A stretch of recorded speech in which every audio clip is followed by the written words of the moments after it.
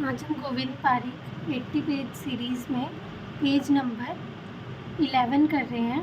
सबसे पहले देखते हैं ओ स्ट्रोक सुश्रुत ने कितने माने? 8 होंठ ऐसे याद रखना है। सुश्रुत ने कितने माने? 8 और वाग्भट ने 11। देखो मतलब जो सुश्रुत है हिंदी में होंठ, और हम जब लिप्स बनाते हैं तो ऐसे बनाते हैं ना, 1 और 1 तो 11। वाग्भट के कितने होंगे? 11। ठीक है। सुश्रुत के 8 में उन्होंने खंडोष्ठ, ओष्ठ, अर्बुद और जल अर्बुद बनाया। ठीक है। उसके बाद है गर्भिणी को यवागु देने का विधान। चरक और वाग्भट ने बोला कि यवागु उसको कब देनी है? 8वें मास में। ठीक है। और सुश्रुत ने क्या बोला? 6ठे मास में देनी है, गोक्षुर से यवागु देनी है। ठीक है। फिर सुश्रुत ने अष्टम मास में क्या बोला? आस्थापन और अनुवासन बस्ती देने को बोला। और चरक ने नवम मास में अनुवासन बस्ती का विधान बताया। और काश्यप ने 5th मंथ में अनुवासन बस्ती देने का, अनुवासन बस्ती और लवण द्रव्य से देनी है, और अनुवासन मधुर से देनी है। ठीक है। 5th मंथ में चरक ने यवागु कब बोली? 8वें में। सुश्रुत ने 6ठे में। सुश्रुत ने 8वें में क्या बोला लेकिन? आस्थापन और अनुवासन बस्ती। और चरक ने 9वें मास में अनुवासन बस्ती का विधान बताया। उसके बाद है प्रसूतागार में स्त्रियों की संख्या। तो परिचर्या हेतु कितनी स्त्रियां होनी चाहिए? चरक ने तो बोला बहुत सारी होनी चाहिए, सुश्रुत ने बोला सिर्फ 4 ही होनी चाहिए। फिर आया विष का वर्णन। विष का वर्णन चरक में है चिकित्सा स्थान 23वें अध्याय में। ठीक है। और सुश्रुत में कहाँ है? कल्प में विष है ना, कल्प स्थान में विष का वर्णन है।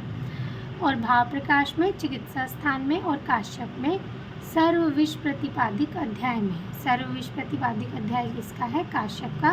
भाव प्रकाश ने चिकित्सा स्थान में विष का वर्णन, और चरक ने भी चिकित्सा में। और सुश्रुत का बस हमने याद रखना है कहाँ पे है? कल्प स्थान में दिया है। ठीक है। उसके बाद ये जो उपविष है उसमें देखते हैं, यहाँ पे ये वाला सारा गलत है। उपविष भाव प्रकाश और रस रत्न समुच्चय के हैं 7। ठीक है। योग रत्नाकर, रस तिरंगणी और षाडंगर के हैं 11। भाव प्रकाश और रस रत्न समुच्चय के उपविष कितने? 7। योग रत्नाकर, रस तिरंगणी और षाडंगर के हैं 11। उसके बाद स्वर भेद, ये हमने पहले भी पढ़े। स्वर चरक ने बोले थे 6 होते हैं, और सुश्रुत ने भी 6 ही बोले, लेकिन काश्यप ने कितने बोले थे? 8 बोले थे, 2 स्वर एक्स्ट्रा बोले थे। कौन कौन से हैं? देखो, वात, पित्त, कफ, सन्निपातज, पीनस जन्य और कास जन्य। ठीक है। चरक चिकित्सा 8 में बताए हैं उन्होंने, और चरक चिकित्सा 26 में वात, पित्त, कफ, रक्तज और सन्निपातज बोले। ठीक है। सुश्रुत ने वात, पित्त, कफ, सन्निपातज, क्षयज और मेदज बोले स्वर भेद। उसके बाद है आरोचक भक्त उपघात, जो चरक ने राज्य क्षमा ग्रहणी और में आरोचक का वर्णन किया है। चरक ने 5 ही बोले, वात, पित्त, कफ, सन्निपातज और मानसिक। ठीक है।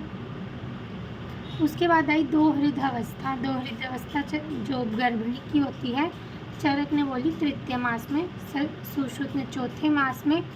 अष्टांग संग्रह में बोला कि 3 पक्ष से चौथे के अंत में, 3 पक्ष से चौथे के अंत में या फिर 5वें के आरंभ में बोली है। ठीक है। काश्यप ने 3य मास में बोली चरक के अनुसार ही, और हारित ने 3rd मंथ और अष्टांग हृदय ने 2nd मंथ। ठीक है। चरक ने 3य मास और काश्यप ने 3य मास। 4th मास किसने बोली? सुश्रुत ने। और हारित ने भी 3रे मास में ही बोली। ठीक है। अष्टांग हृदय ने 2रे। कैसे याद रखें? अष्टांग हृदय, फिर चरक और काश्यप आए, फिर आए सुश्रुत, और ये आए हमारे अष्टांग संग्रह सबसे लास्ट में। उसके बाद आया गर्भनाल छेदन। कहाँ पे करना है? चरक, सुश्रुत और षाडंगर के अनुसार 8 अंगुल पर, और वाग्भट ने बोला इससे आधा 4 अंगुल पर। फिर आया हमारा अन्नप्राशन काल। इसको साथ साथ मतलब इमेजिन करते रहना। गर्भनाल छेदन जैसे ही आया तो मतलब हम क्या इमेजिन करेंगे कि हाँ काट रहे हैं, गर्भनाल को काट रहे हैं। तो चरक और सुश्रुत ने 8 अंगुल पर बोली, और वाग्भट ने 4 अंगुल पर बोली। अन्नप्राशन काल, मतलब जब बच्चे को अन्न खिलाना है, तो वाग्भट ने बोली 6ठे मास में अन्न खिला दो, लेकिन काश्यप जो बच्चों के डॉक्टर थे उन्होंने 10वें मास में बोली। और काश्यप ने फल प्राशन काल कब बोला? 6th month. ठीक है। वाग्भट ने अन्नप्राशन 6ठे मास में, लेकिन काश्यप ने 6ठे मास में क्या बोला? फल प्राशन, और 10वें मास में अन्नप्राशन बोला। उसके बाद आता है कर्ण वेधन काल, जब हमने कान का वेधन करना है। सुश्रुत ने बोला 6 और 7वें मास के शुक्ल पक्ष में, और वाग्भट ने 6, 7, 8वें मास के शिशिर आगम पर, मतलब हेमंत ऋतु में बोला। रिवाइज करते हैं। ओष्ठ रोग सुश्रुत के हैं 8, वाग्भट के 11। गर्भिणी को यह वागु देने का विधान कब है? चरक ने बोला 8वें मास में, सुश्रुत ने 6ठे मास में। गोक्षुर से दिए वागु, लेकिन अब 8वें मास में क्या देना है? सुश्रुत के अनुसार आस्थापन और अनुवासन बस्ती, और आस्थापन और अनुवासन बस्ती चरक के अनुसार कब देनी है? नवम मास में। फिर प्रसूतागार में स्त्रियों की संख्या चरक के अनुसार अनेक स्त्रियाँ और सुश्रुत के अनुसार 4।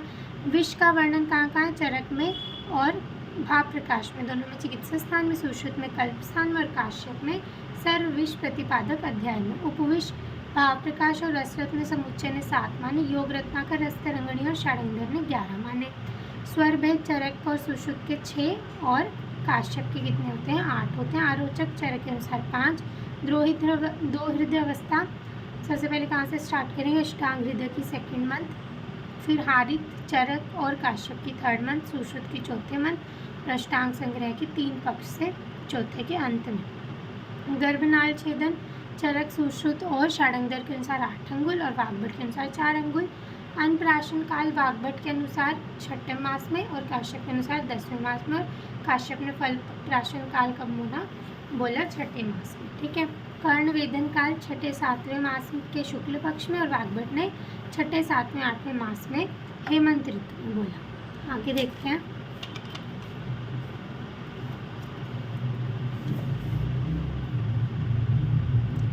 आगे गर्भनाल कर्तनजन्य व्याधियाँ, चरक ने बोला कि 4 व्याधियाँ हो सकती हैं, उत्पुंडिका, पिंडलिका, विनामिका और विजृंभिका, और वाग्भट ने 2 ही बोली, विनामिका और विजृंभिका। ठीक है।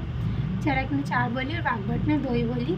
फिर दंत उद्भद काल कब बोला कि दांत कब आते हैं? काश्यप ने बोला 4थे से 8वें मास में, और वाग्भट ने 8वें मास में बोला। ठीक है, कि 8th मंथ में बच्चे के दांत आएंगे, और काश्यप ने 4 से 8 में बोला कि 4 से 8 में कभी भी आ सकते हैं। वमन विरेचन की व्यापद, चरक ने बोले 10, सुश्रुत ने 15 और वाग्भट ने 12। मनोविरेचन के व्यापद चरक ने 10, सुश्रुत ने 15 और वाग्भट ने 12। फिर आया बस्ती नेत्र का प्रमाण। बस्ती नेत्र के प्रमाण में देखो क्या है, यहाँ पे चरक के अनुसार 6 वर्ष के आयु, मतलब यहाँ पे 6 की टेबल याद रखनी है हमने। चरक के अनुसार 6 वर्ष में 6 अंगुल, 12 वर्ष में 8 अंगुल और 20 वर्ष में 12 अंगुल। ठीक है, 6 वर्ष में 6 अंगुल, फिर 12 वर्ष में 8 अंगुल देनी है, 20 वर्ष में 12 अंगुल देनी है। ठीक है, छिद्र का प्रमाण कितना होना चाहिए? 6 वर्ष में 6 अंगुल, इसमें मूंग का प्रमाण, फिर मटर का प्रमाण और फिर करकंदू मतलब बेर का प्रमाण आ जाएगा। उसके बाद आई हमारे सुश्रुत वाली टेबल, इसमें 8 की टेबल है। 1 वर्ष में 6 अंगुल, 8 वर्ष में 8 में 8, फिर 16 में 10, फिर 25 में 12, फिर 70 से अधिक 12 अंगुल। ठीक है, मोटाई कितनी होनी चाहिए? कनिष्ठिका, फिर अनामिका, मध्यमा, फिर अंगुष्ठोदर और अंगुष्ठोदर दोनों लास्ट वाली। छिद्र मूंग, फिर उड़द, मटर, फिर कोलस्ती और फिर कोलस्ती। ठीक है, मात्रा दी हुई 2, 4, 8, 12 और 8%। ठीक है, उसके बाद है वर्ण नेत्र हेतु लंबाई 8 अंगुल, मुदक तुल्य छिद्र होना चाहिए। फिर वाग्भट के अनुसार कितनी आती है? 1 वर्ष से कम में 5 अंगुल प्रमाण होना चाहिए। ठीक है, 1 से 6 वर्ष में, यहाँ पे तो देखो ऐसे याद रखना, 5, 6, 7, 8, यहाँ पे आ जाएगा हमारा 10 और 1 12। ठीक है, 1 वर्ष तक 5 अंगुल, 1 से 6 वर्ष तक 6, 7 वर्ष तक 7, फिर 12 वर्ष तक 8 अंगुल, 16 में 10 और 20 में 12। ठीक है, तो हो जाएगा वाग्भट के अनुसार। चरक में हमने 6 वाला याद रखना है, 6 वर्ष में 6 अंगुल, फिर 6 के बाद सीधा डबल करना है, 12 वर्ष में 8 अंगुल और 20 वर्ष में 12 अंगुल। अब सुश्रुत में ऐसे याद रखना, 8 की टेबल मतलब 8 वर्ष में 8 अंगुल, उसके बाद 8 से बिल्कुल डबल कर देना, 16 वर्ष में कितने देंगे? 10 अंगुल, 25 में 12 अंगुल, 70 से अधिक वही 12 अंगुल आ जाएगी। ठीक है, वाग्भट में 7 वर्ष में 7 अंगुल, फिर 12 वर्ष में 8 अंगुल, मतलब 1 2 3 4 ऐसे करके 5 6 7 8 10 और 12। फिर है बस्ती नेत्र के दोष कितने होते हैं? 8। बस्ती पुटक जो थैला होता है उसके भी 8, जो बस्ती दाता है उसके कितने हैं? 10। ठीक है, बस्ती नेत्र और बस्ती पुटक मतलब 2 चीज़ें हैं, उनके 8 होंगे। बस्ती दाता एक इंसान है तो उसके 10 हो जाएंगे। और बस्ती के दोष, जो बस्ती है मतलब हमने बनाई उसके 12 दोष हो जाएंगे। ठीक है, अब सुश्रुत ने कितने बोले, 11 बोले। ठीक है, बस्ती नेत्र के मतलब ऐसे याद रखना, बस्ती नेत्र चरक का है ऐसा। ठीक है, और बस्ती पुट भी है चरक का ऐसा, लेकिन सुश्रुत का बस्ती नेत्र कैसा है ऐसा, और बस्ती दोष कैसा है, बस्ती पुटक कैसा है उनका 5 के जैसा है। ठीक है, बस्ती दाता के दोष इन्होंने 10 बोले, इन्होंने 6 बोल दिए। उसके बाद है सुश्रुत मत अनुसार कुल बस्ती दोष कितने हैं, 76, मतलब टोटल जितने हैं वो कितने हैं, 76। वैद्य के उपद्रव कितने होते हैं, 44। आतुर निमित्त उपद्रव कितने हैं, वैद्य निमित्त उपद्रव कितने हो गए, 44। आतुर मतलब 76 को डिवाइड किया हुआ है कि वैद्य के उपद्रव कितने हो सकते हैं, 44। आतुर के 15। वैद्य निमित्त उपद्रव कितने हो गए हमारे, 9। और जो हमारे ये थे स्नेह वापस ना आने के कारण उपद्रव कितने हो गए, 9 या 8। तो टोटल कितने हो गए, 76। रिवाइज करते हैं। नाभिनाल कर्तनजन्य व्याधियाँ चरक के अनुसार 4, वाग्भट की 2। दंत उत्भेद काल 4 से 8 मास, काश्यप का, वाग्भट का 8 मास। वमन विरेचन के व्यापक चरक के 10, सुश्रुत के 15 और वाग्भट के 12। बस्ती नेत्र का प्रमाण चरक के अनुसार 6 वर्ष में 6 अंगुल, 12 वर्ष में 8, 20 में 12। मूंग, मटर और करकंदू। सुश्रुत के अनुसार 8 वर्ष में 8, 16 में 10, 25 में 12, 70 से अधिक 12। कनिष्ठिका, फिर अनामिका, फिर मध्यमा, फिर अंगुष्ठोदर, मूंग, उड़द, मटर, कोलस्थी। फिर व्रण नेत्र हेतु लंबाई 8 अंगुल, मुदक तुल्य छिद्र होना चाहिए। वाग्भट के अनुसार 1 वर्ष से कम 5, 1 से 6 6, 7 में 7, 12 में 8, 16 में 10, 20 में 12। फिर बस्ती नेत्र के दोष 8 चरक के अनुसार, सुश्रुत के अनुसार 11, बस्ती पुटक के 8, 5 और बस्ती दाता के 10 और 6। फिर सुश्रुत मत अनुसार कुल बस्ती दोष है 76, वैद्य निमित्त 44, आतुर निमित्त 15, वैद्य निमित्त उपद्रव फिर 9, फिर आए हमारे स्नेह वापस न आने के कारण 9, तो टोटल हो गए 76। Thank you.